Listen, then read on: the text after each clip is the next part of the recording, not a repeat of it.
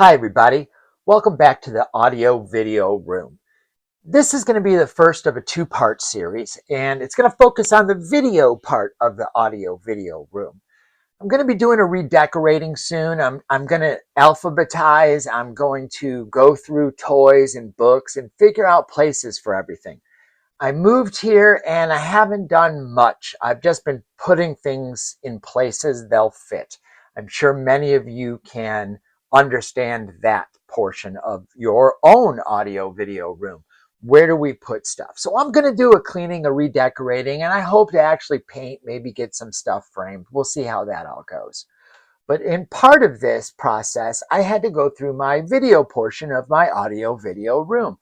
And I came across a stack here of music related items. They're DVDs for the most part. I think there's only one Blu-ray in the whole pile. And I've only purchased one or two 4K. I don't have anything to play them back in, but they had 4K versions of certain movies that I had gotten.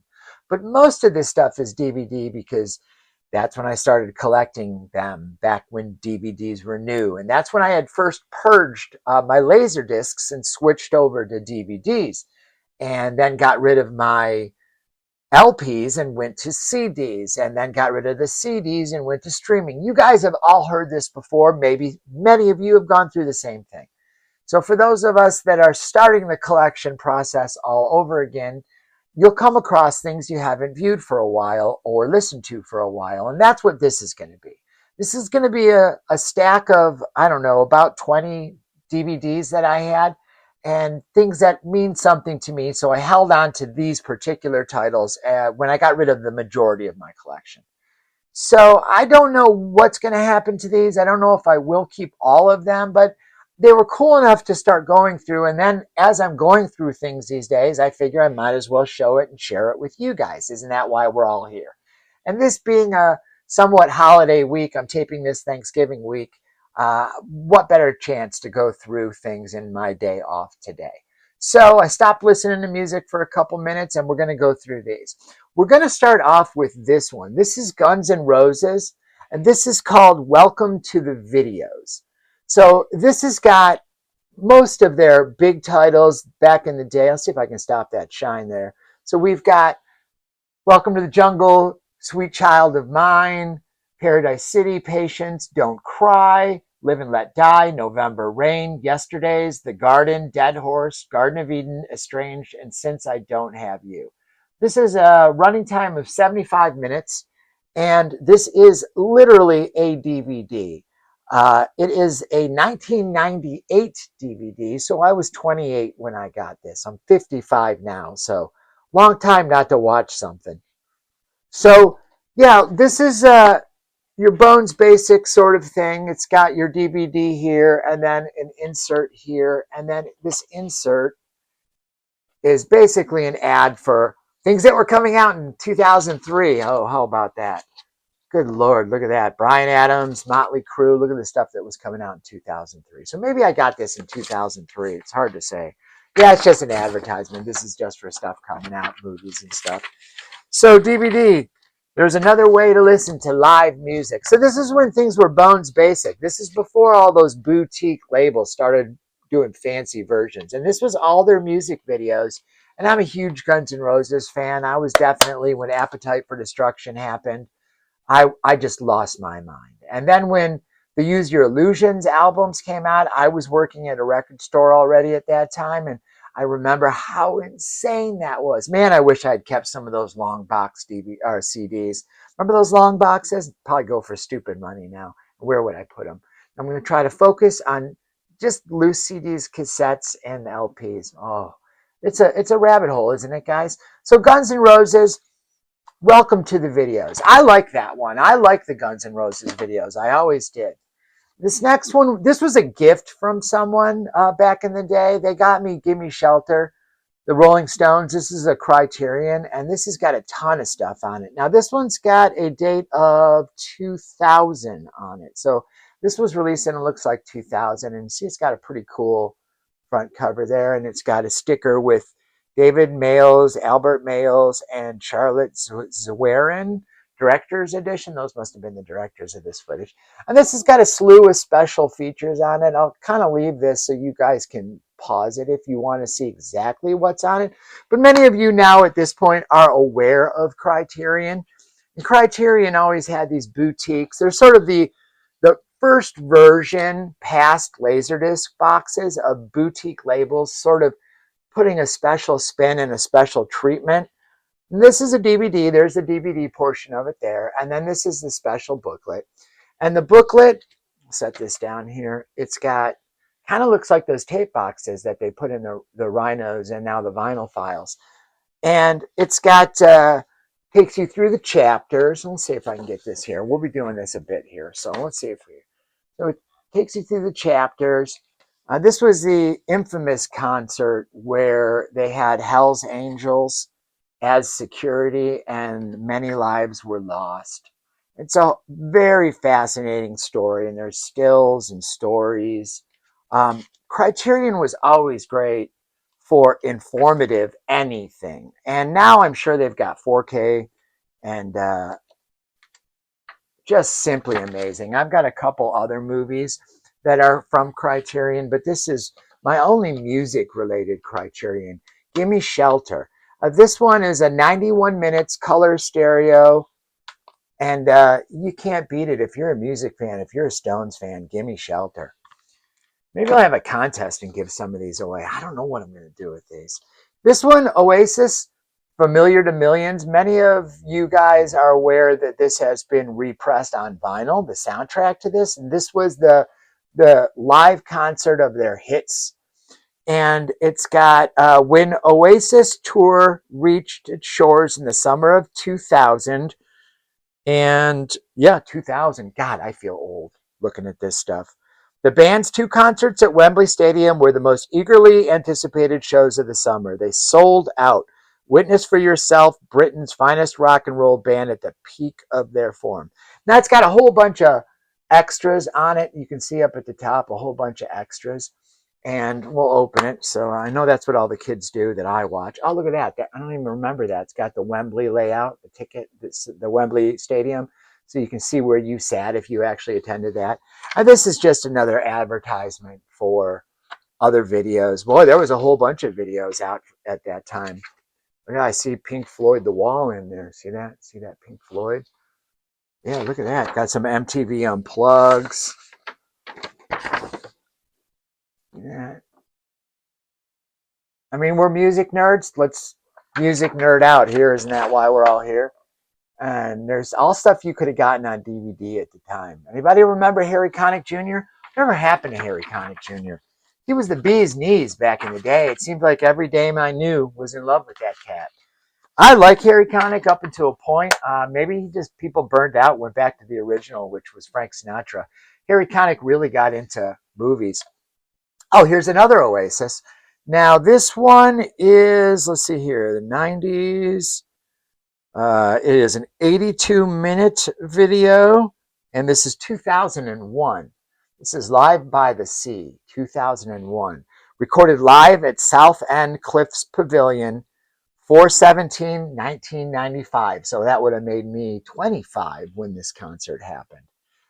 Includes the videos for Rock and Roll Star and Cigarettes and Alcohol.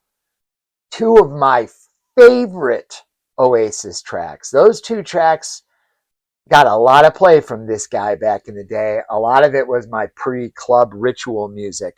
So recorded live, Rock and Roll Star, Columbia, Gigsy's Diner, some might say, Live Forever, Up in the Sky, Acquiesce, Head Shrinker, Good to Be Free, Cigarettes and Alcohol, Married with Children, Sad Song, I Want to Be a Spaceman, Talk Tonight, Slide Away, Supersonic, and ends with I Am the Walrus. See that there?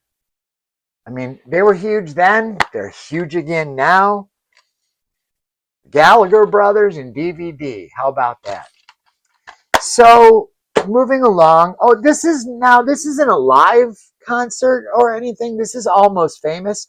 But this is when the director's cut, they call it the bootleg cut, director's edition. They're very dusty because they were off to the side of my collection. And this has got a DVD on disc 1. It's got DVD disc 2. So the first disc is the bootleg cut. The second one is the theatrical version. And the third is what I'll show you inside. The Stillwater, oh, it fell out. Stillwater, look at that. It has a CD of the Stillwater tracks. Fever Dog. Oh, Fever Dog. That's my jam. Love Thing, Chance Upon You, Love Comes and Goes, Hour of Need, and You Had to Be There. Boy, I hope, oh, it is still in here. I got scared for a minute. I have a habit of not putting things back where they belong. Did any of you guys have that? You have that problem of not putting stuff back in the place you found it? So we've got the bootleg cut and the theatrical cut. Look at that, bootleg cut and theatrical cut.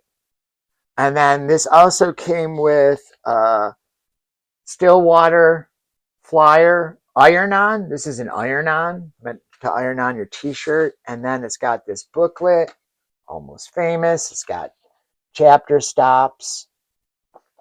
And I'll open that up there. Oh, look at that. Look at that. Boy, she was something then. Holy mackerel. He's only 15 years old. Kate Hudson. Yeah. She was Penny in the movie. Whew, what a looker. And she's pretty cool. She's got an album out. It's actually not bad. It's not great. It's not going in my collection, but I did check it out. She is quite the singer. What is it about women that are actresses that marry rock stars and then want to be rock stars on their own? What is that about? I don't understand it. I mean, at this point, I'm surprised Sherry Moon hasn't released an album. I really am. I don't know what that's all about. So Almost Famous, if you don't know Almost Famous, it's the story of Cameron Crowe. It's basically his autobiography. It's not 100% accurate, his autobiography, but it's the most rock and roll movie since Spinal Tap in terms of a movie. It's amazing. I mean, it's an amazing movie. Up next, we've got The Strokes, the videos. I'm a big Strokes fan. I photographed the Strokes, and I was part of a book that was put out on the Strokes in the UK. It's downstairs. I should go get it. Should I go get it? I'll go get it. Hold on. Okay. I'm king of the side story. Yeah, this was a part of, I did some photography for the band, and there was a compilation. Oh, look, I never even noticed there was a quote from Jack White on the back. They were obsessed with Detroit when I was in Detroit. And so this is a UK published book. And this is basically covering the tour. And then you can see there was a bunch of photographers. I was one of them. The second one listed there. I had a website, Photog Inc. I don't have that website anymore. But a lot of these photos were from, see, there's one of mine. That one's mine. There was a lot of these photo books we sold our stuff to. Oh, look, what's that from? Oh, look, Albert Hammond Jr. See, I mean, I got stuff falling out. I've lost more stuff than I've kept, but it was Albert Hammond. I saw his show in Detroit as well and photographed his show as well. The guys were very friendly guys. I should be looking at showing you guys. There's another one of mine from the stage. I tended to do these artsy shots. So when you see, if you ever find this book, I think it's out of print, but when there's an arty shot, this kind of stuff, that's me. I tended to focus more on the arty. That's another one of mine.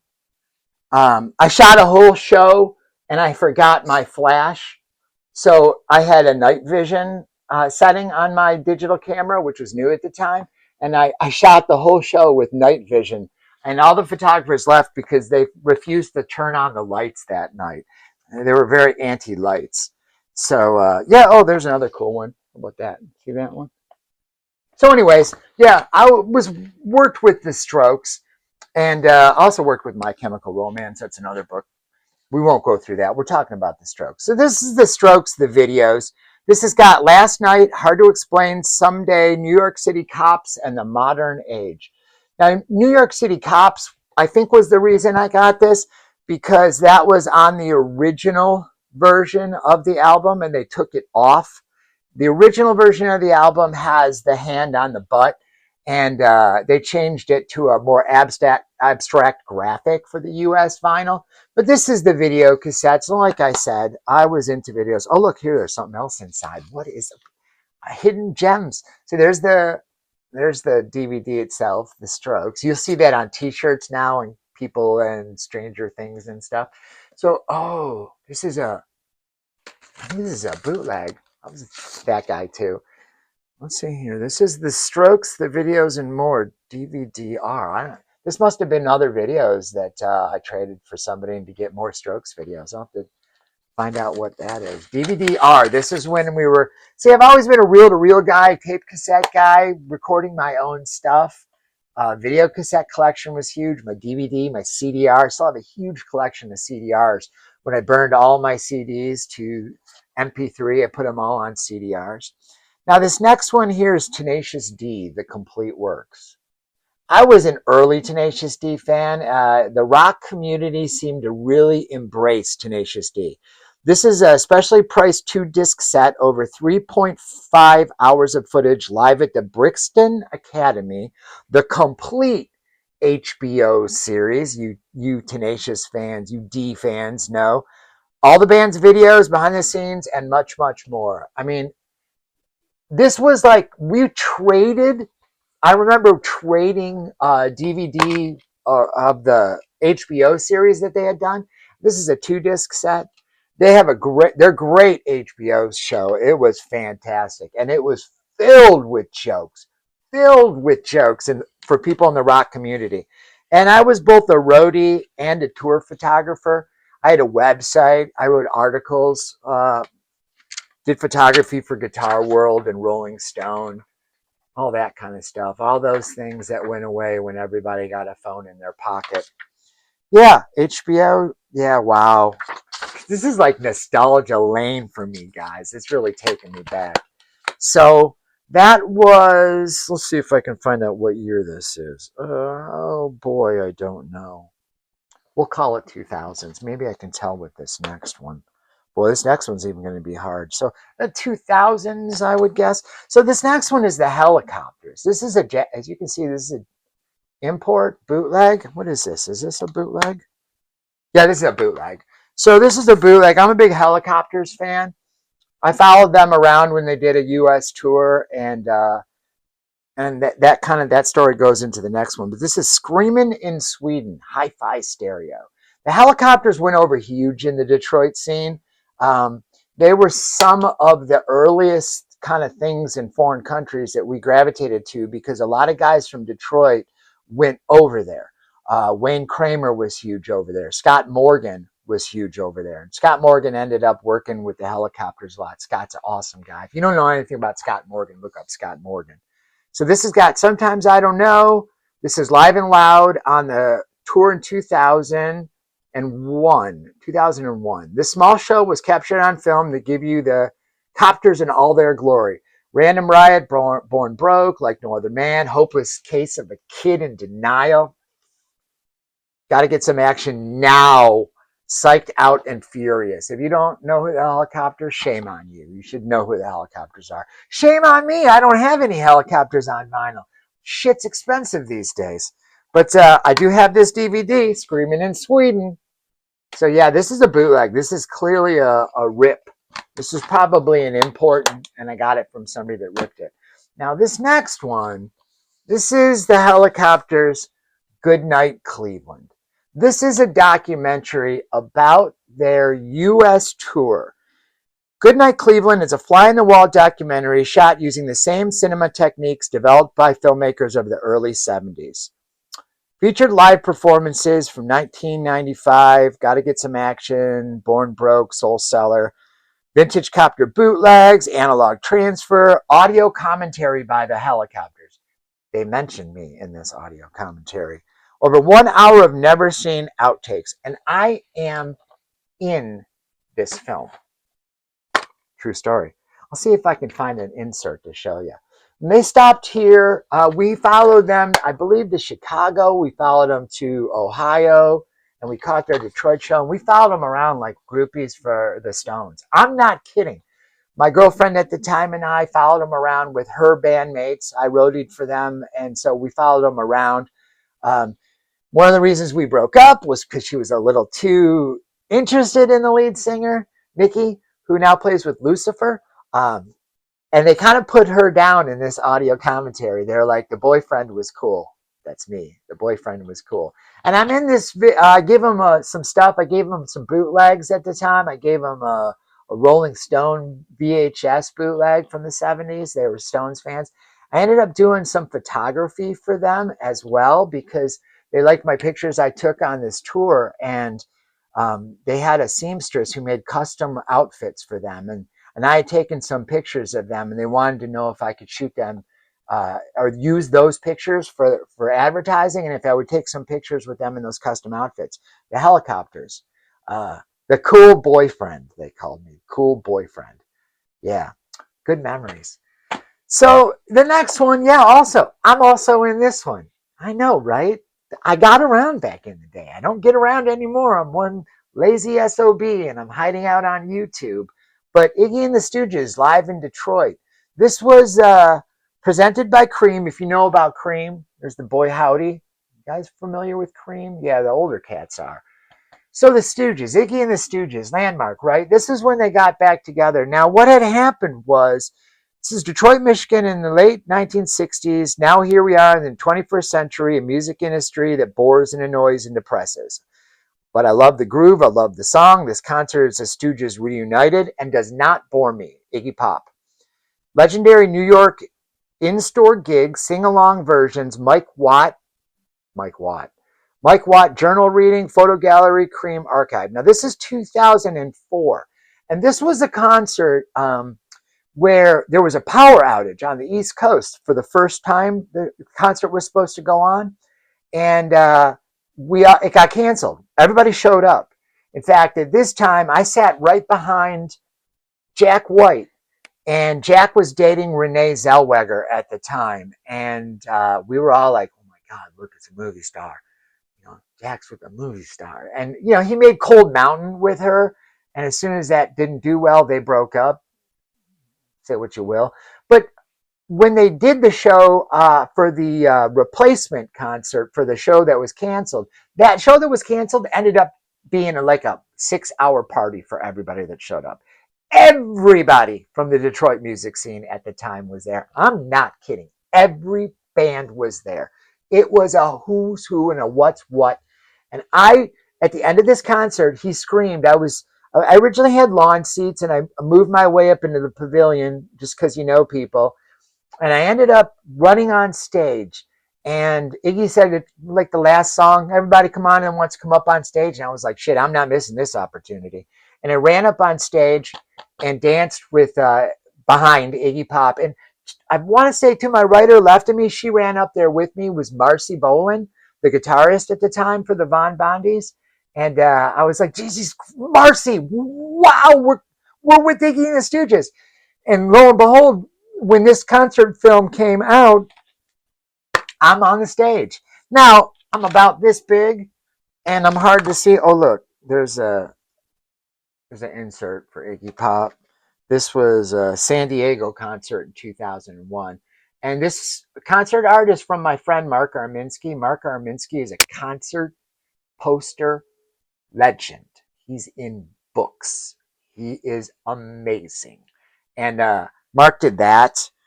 Here is the DVD, Live in Detroit. There's a picture of Iggy. So you'll have to squint your eyes to see me. Oh, there's another. See, that's another Mark Arminsky. I have that flyer as well somewhere around here. I wouldn't have thrown it out. I would have kept it because I have an original of that as well.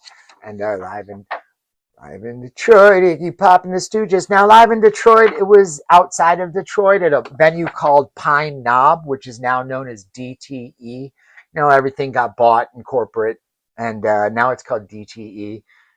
But Pine Knob, cover photo by Robert Matthew. Yeah, Robert. Oh my God, all these names. Robert Matthew. Yeah, genius photographer. Genius photographer. So yeah, poster design, Mark Arminsky. See that there? Poster design. Here's some credits. I hope you guys can see that. Doing my best. But yeah, Iggy Pop and the Stooges. So that's why I have that. So, you know, I'm at about the 50-50 point. We'll do one more. And then make this into a second part. I'm going to put these up Wednesday and Thursday, so you have something to watch while your family's boring you.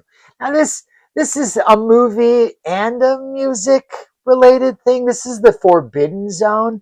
This is Richard and Danny Elfman's project, and I saw this at the movies. There was a small movie theater outside of Detroit in a town called Grosse Pointe. You've heard of Grosse Pointe? You ever seen the movie Grosse Pointe Blank? That Grosse Pointe. Um, the movie Gran Torino with Clint Eastwood, also shot in Grosse Pointe.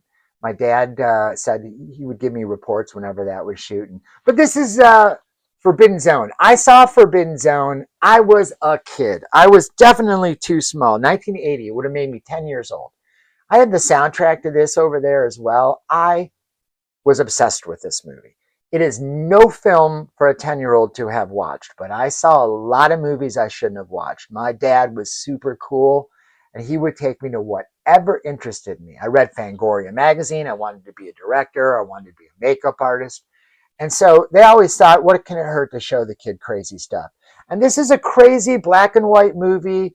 It's since been re-released as a color version. But the original is black and white. It's the better way to watch it, if you ask me. That's Susan Tyrrell that we lost recently. And there's Danny Elfman. And of course, that's got Hervé Villechaize tattoo. He plays the king. She is the queen.